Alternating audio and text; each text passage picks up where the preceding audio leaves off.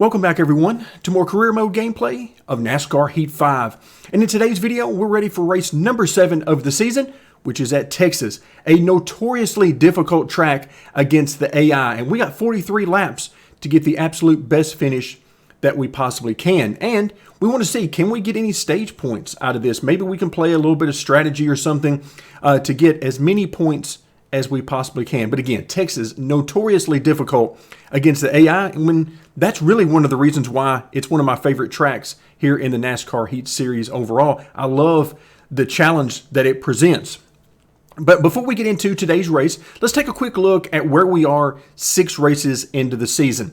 Now, my goal personally is to get us into the playoffs if there's any way possible. Now, I don't know if that's really going to be a realistic goal, but that's what I've got in my mind right now. So let's take a look and just see where we are on the car's development. Department maximums 95, 90, and 90.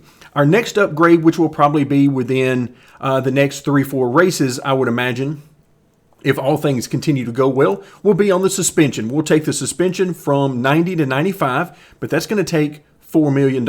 And so obviously quite a bit of money, but we're at the point now where we're getting 900 to $1 million at each race. So I feel like that's reasonable to expect that we can get there between the next 3 to 4 races if all goes according to plan.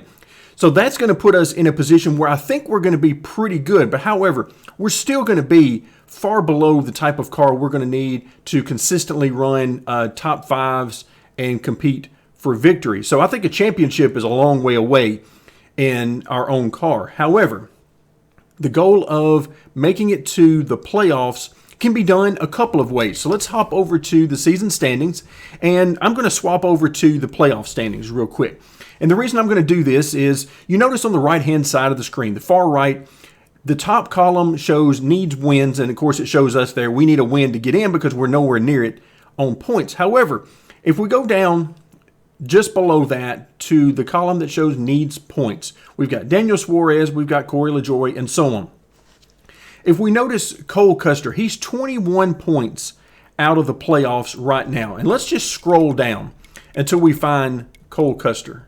Are you guys not going to let us? Oh, my bad. I forgot to swap back over. So we got to go down until we find Cole Custer. There's LaJoie, DiBenedetto, and so on. There he is. Cole Custer right now is in 21st position in points. We are in 25th. So I feel like if we keep chipping away at this and keep getting better and better finishes, then we're going to get closer and closer to at least being in the discussion of making the playoffs. At least make it a realistic option for us by the time we get to race number 26 of the season. And remember, we've got a few tracks in there that we might be able to compete at, maybe a few shorter tracks or a super speedway where maybe we could surprise some people with maybe not a win, but a solid top 5 or maybe a top 10, get some stage points, and next thing you know, we've put ourselves right in the thick of things. So those are some ideas that I'm keeping in mind as we move our way forward. Now, moving our attention back to today's race, we're not ready to make any upgrades, but let's go ahead and get everything set up for today's race as well as next week for Bristol. Now, as I mentioned last time, we are not going to be able to run both Bristol and Richmond. Absolutely love both of those tracks, but I have to pick one. So I'm going to choose Bristol because, well, Bristol is Bristol and there's nothing not to like about Bristol. So we're going to be preparing our short track chassis for the Bristol race, but today's race we need a short track, a speedway chassis for Texas. So let's go ahead and get that set up. And we have seen over the last few videos that it is very hit or miss when you're using the auto assign. So I'm just going to go ahead and do this manually. All right, so that gets everybody assigned. And in the future, we'll be adding additional chassis as time goes on, up until maybe even all 6 of them. We'll have to see. That's a lot of people to have to set up working in the garage area, but we'll see how that goes. That's more of a long-term project, and we'll get back to that. So that leaves Speedway chassis number 2, where we're not working on it. But the good news is we are maxed out on Speedway chassis number 1, which is what we're going to use for today. So let's go ahead and start that work. 95, 90, and 90. That puts us back to the main screen. Green check mark on the work plan. Now we need to select the car we're going to use. Obviously, that's going to be chassis number 1. And there's only one thing left to do, and that's have fun. All right, folks, here we go. Race time at Texas, and we'll be starting in the 17th position. So I'm going to go ahead and hit A to continue. You're coming to the green. So in true career mode fashion, I ran very little practice. In fact, our qualifying lap was most of my practice. So I like to throw a setup out there, test some things out on a setup, and just sort of see what works during the race and what doesn't. Here we have to keep in mind we don't have a fully upgraded car, so we're down on horsepower and grip everywhere across the board. So you have to keep that in mind when you're testing out setups, because the car is not going to drive the same. All right, cars are everywhere. Now, Texas is one of those places where the AI can run right up against the wall in the corners. So they can go extremely high without losing any speed. I, however, cannot do that. So I can't just run up the top there, as fun as that would be. I mean, if you ever try it, it is a ton of fun to get up there. It's just not fast. Still there. All right, so starting 17th, so far so good. But again, we're going to see how loose this car gets. Texas is a place, because of turn 1, the entry to turn 1 when they reconfigured it, it's a lot flatter and it's so hard to get the car to rotate. In fact, you can see the 14 car trying to get underneath me there, because I am not as fast as they are going through the corners.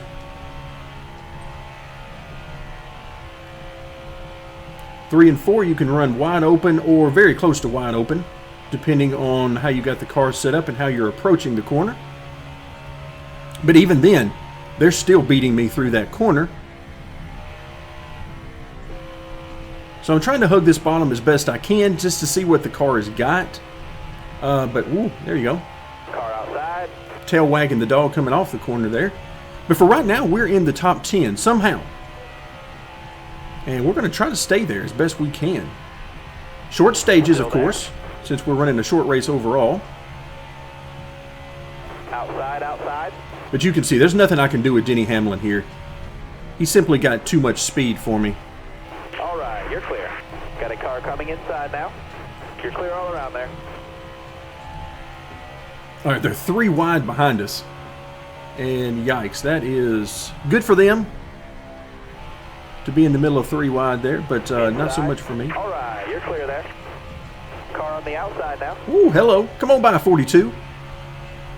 He just blew by us. I'm pretty sure he's got an extra gear in that thing.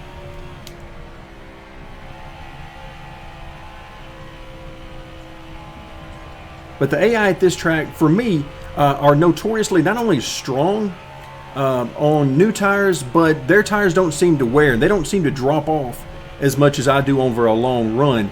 So a lot of challenge at this track, which makes it a lot of fun for me. There, once again, tail wagging the dog. You can see that really hurts the speed and our momentum. And that now the 8 car is to our outside.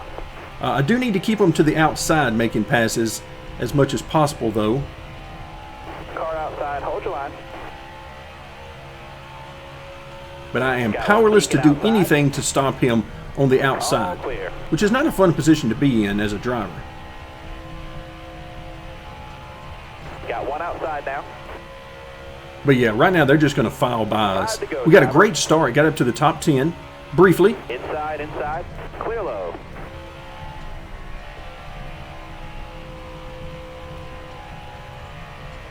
Car there on the outside.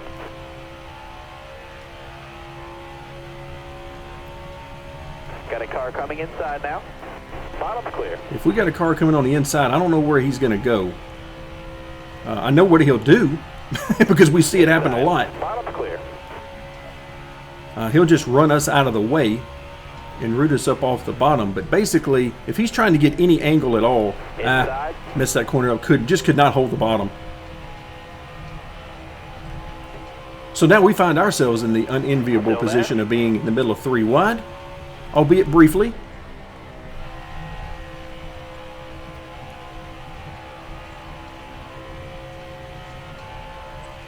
Trying to let the car flow as much as I can coming off the corner, because that's where we're going to be the most loose.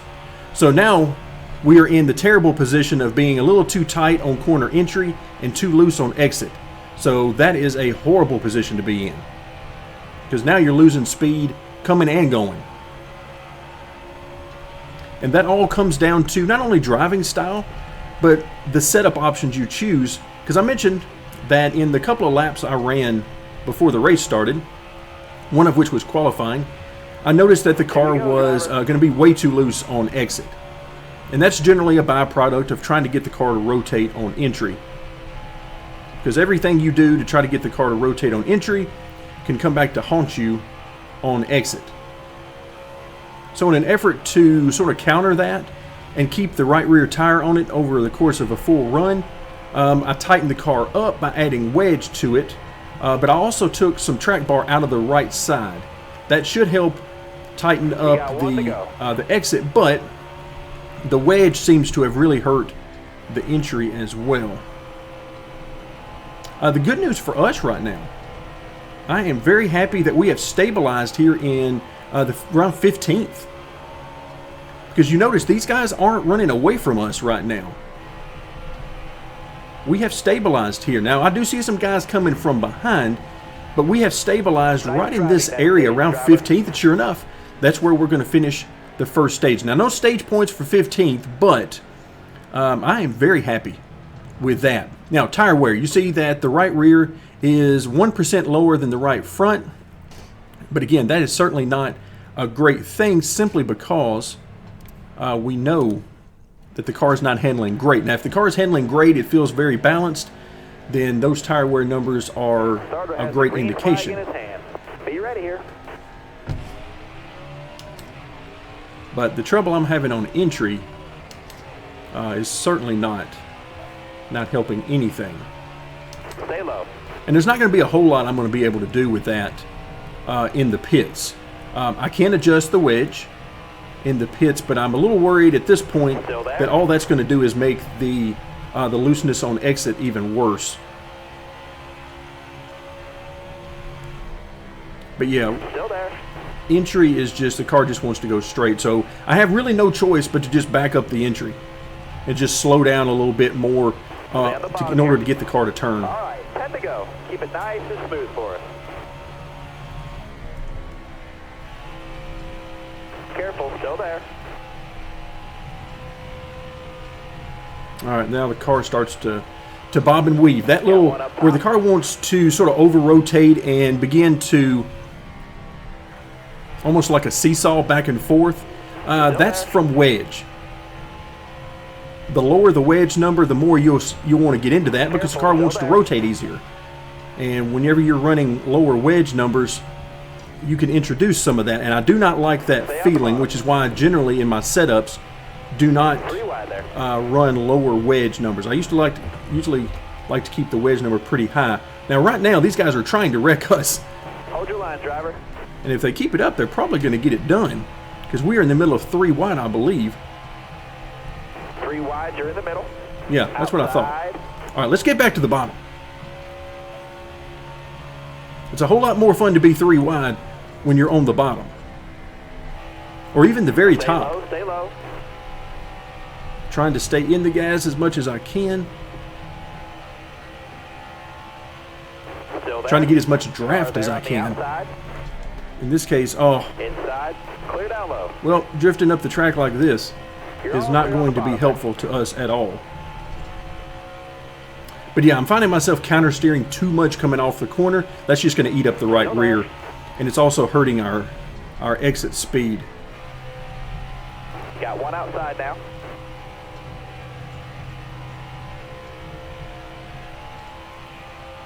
All right, nobody to draft with, no help here. Stay low. Let's stay just low. hold on. Got a little drafting help from behind.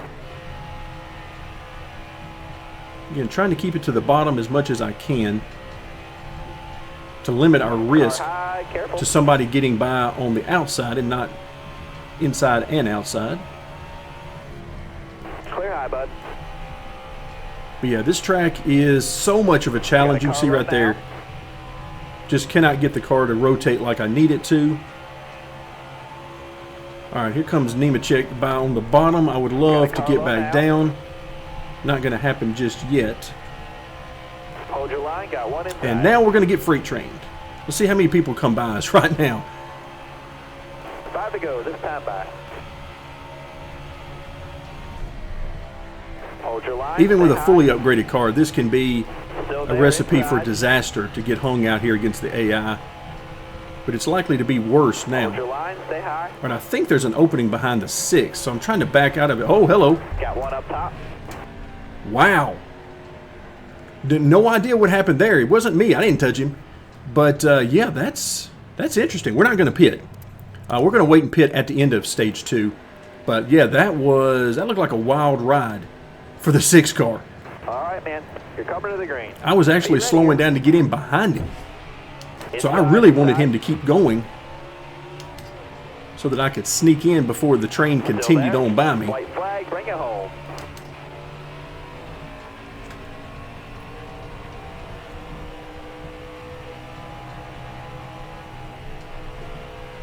All right, come on, car, turn.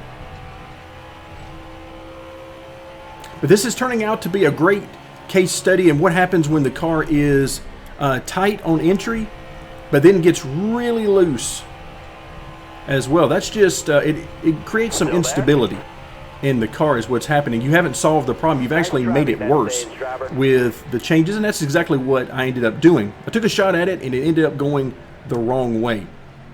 All right, so now we definitely will be pitting. So what do I want to do here? Do I do anything with the wedge? I'll tell you what I am. I'm going to play around with this a little bit. I'm going to go 51, and I'm going to go up 2 pounds on the left front and down 1 pound on the left rear. So we're going to see what that does. The extra wedge should help to calm the car down from all the oscillations back and forth when you see me sawing at the wheel. Or you could see me sawing at the wheel if there was a wheel visible. But let's just see. Again, this is all about testing. This is about having fun, seeing what works and what doesn't. Careful, still there. Because always remember, finding out what doesn't work is as important, and that knowledge can be as useful in the future as finding out what does. In some cases, it can be a bad thing to immediately find something that works amazingly well. Oh, look out. Got down on the apron. Because, yeah, testing is really the only way to truly learn how the car reacts to different changes. So right now, we're going to find out how the car reacts to some adjustments in... Oh... Sometimes I forget just how slow it is at the back of the field. Careful, still there. They are just not making this easy for me at all. Everybody's coming right down. I was really hoping these guys would spend more time on the upper side. Stay on the bottom. But they're not.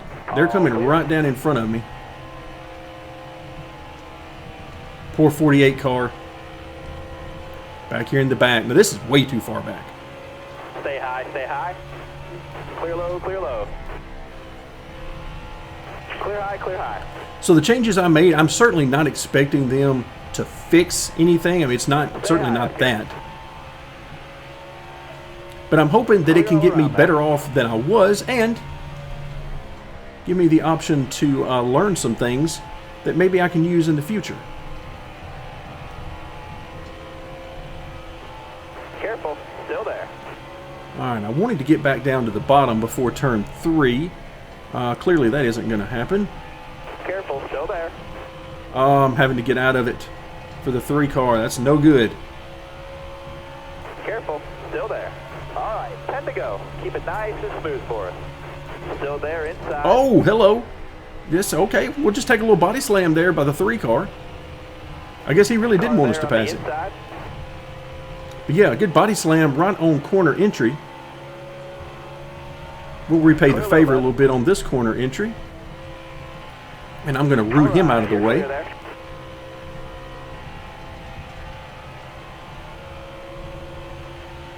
For any of you who ever wonder why these drivers in real life treat each other the way they do, because you'll notice that some drivers, when they try to pass each other, you'll get two drivers who have a lot of respect for each other, and they give each other room. They race hard, but they give each other room. And there are certain things they don't do in order to make a pass. And then you have people like Joey Logano, who just treats everybody like trash generally and will do whatever he's got to do to get by them. It's two different styles of racing.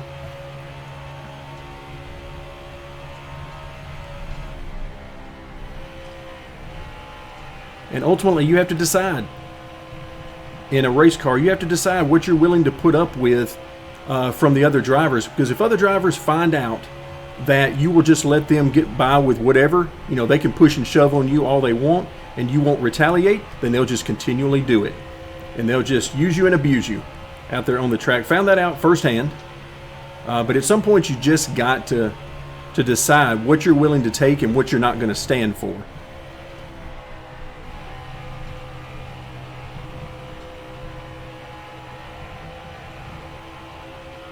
I don't prefer contact. I do not like that style of racing. I prefer to spend my time trying to figure out a way around you that doesn't involve touching you at all. In fact, I would love nothing more than to go every race without ever making contact with another car. Unfortunately, that's generally not how it's going to work for you, but that is always the goal at the beginning. So I've always had the firm idea, and especially this was only cemented in my head after I got a little bit of an opportunity to race in real life. But any idiot can pass another car by hitting them. That doesn't take a whole lot of skill. It takes skill to try to race without hitting that guy. 5 laps to go. Careful, still there. Oh, drove it way deep in there. Was hoping I could keep underneath him. All right, so you notice we are up to, if we are able to make this pass, 18th position. So that puts us basically back where we were running. All right, you're clear. So now, the pit stop, we've been able to overcome it. No real issues now from that. Now it's just a matter of spending these last, whatever it is, 4 laps, trying to see if we can make up any positions from here.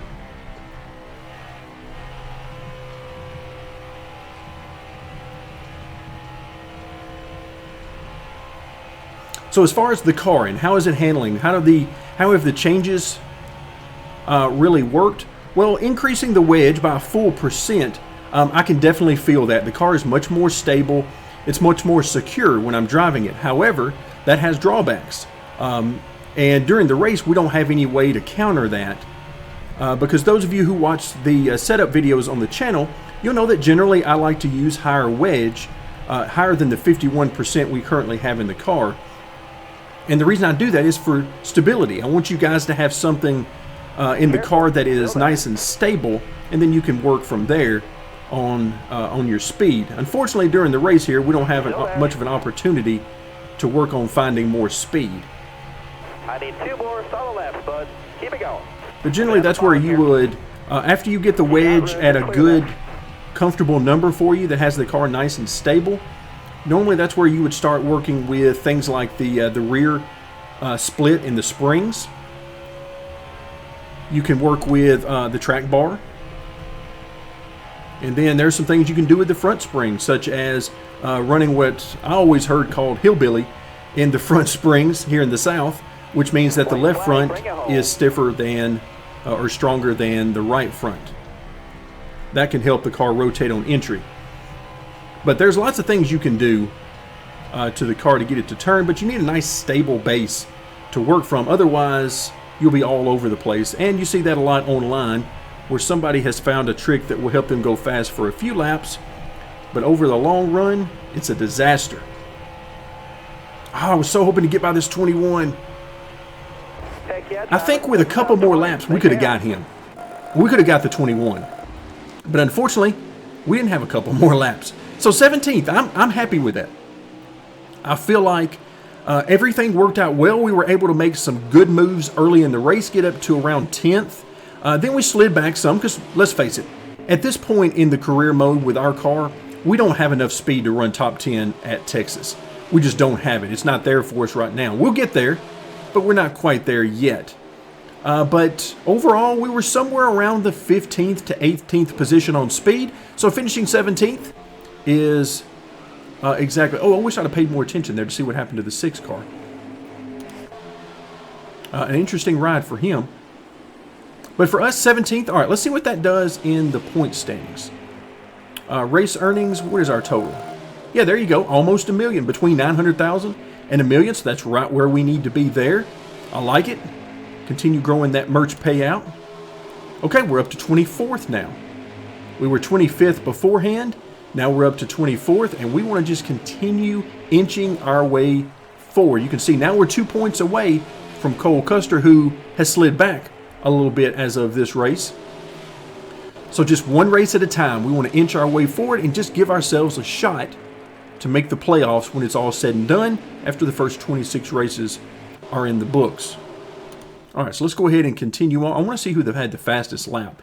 29.2 from Joey Logano. Okay, that's a really good lap. That is way ahead of anything that I had a shot to run, even in clean air. We couldn't run anything within probably about 7/10 of that is about where I was. Somewhere around a 29.9, I think. Maybe a 29.8 if I hit my marks right. So you can see we're still well off the pace for the AI at Texas, but that's okay because that gives us a goal to shoot for long term. We'll be back in the future, and we will not be running 17th then. At some point, we'll be able to run up front with these guys and give ourselves an opportunity for top 5s and maybe even some race wins. But that is going to do it for today. Hope you guys enjoyed this as much as I did. That was a lot of fun. We made some adjustments to the car, and we had some really close racing, a little bit of contact here and there. But overall, this was a lot of fun, and it's exactly what I'm looking to do here in the Career Mode Series. So that does it for today. Thank you very much for joining me, and we'll see you next time for more Career Mode Racing in NASCAR Heat 5.